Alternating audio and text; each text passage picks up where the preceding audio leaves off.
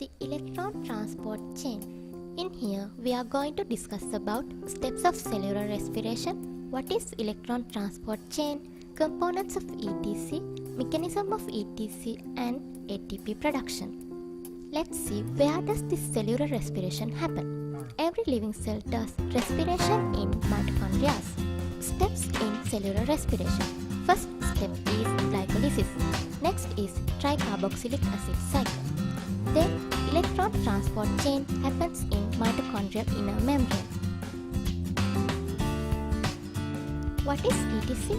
It is a series of molecules built in inner mitochondrial membrane along crystal, transports proteins and enzymes. Transportation of electrons along the ETC linked to pumping of H+ to create H+ gradient.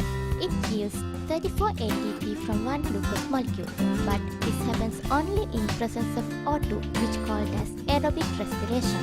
In ETC, oxidation of NADH into NAD+, oxidation of FADH2 into FAD, production of H2O, synthesis of ATP are taking place. Let's see what are the electron carriers in respiration. In glycolysis, NADH acts as the electron carrier. In Krebs cycle, both NADH and FADH2 acts as electron carriers. When pyruvate converting into acetyl-CoA, again NADH is the electron carrier. What are the mobile electron carriers? Cytochrome C is a mobile electron carrier. This is the structure of it.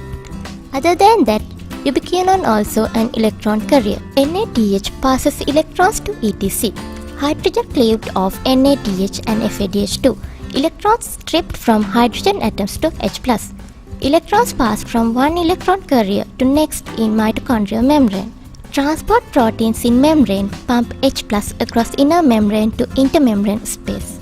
The ETC mechanism. Let's see the components involved in ETC. Intermembrane space of mitochondria, mitochondrial matrix, inner membrane, protein complexes, plasma protein, cytochrome C, and ATP synthase.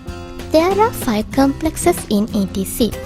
They are NADH dehydrogenase, succinase dehydrogenase, cytochrome BC1, cytochrome C oxidase, and ATP synthase. When the oxidation of NADH into NAD+, H+ are produced. Those H+ are going to the intermembrane through complex 1. When the oxidation of FADH into FAD+, produce H+ are going to the intermembrane through complex 3.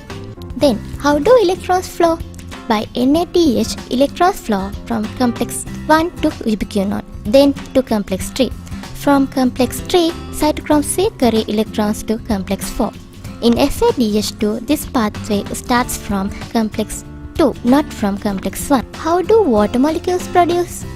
H+ and electrons which released by the oxidation of NADH and FADH2 bind with oxygen atoms to produce H2O.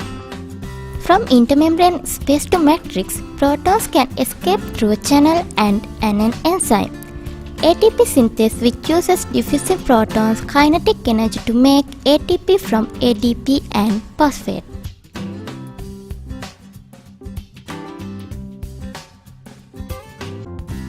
Total ATP production of ETC.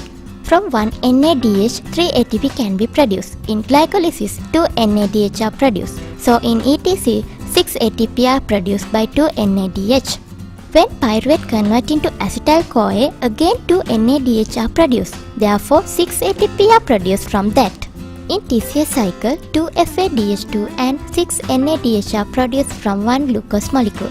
Other than that, 4 ATP are produced. Total ATP production in ETC is 34. In summary, glycolysis produces 4 ATP and 6 ATP from 2 NADH. When pyruvate converts into acetyl-CoA, 6 ATP produced from 2 NADH.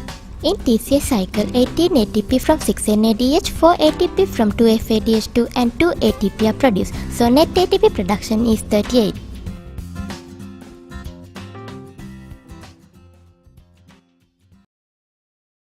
Created using Powtoon.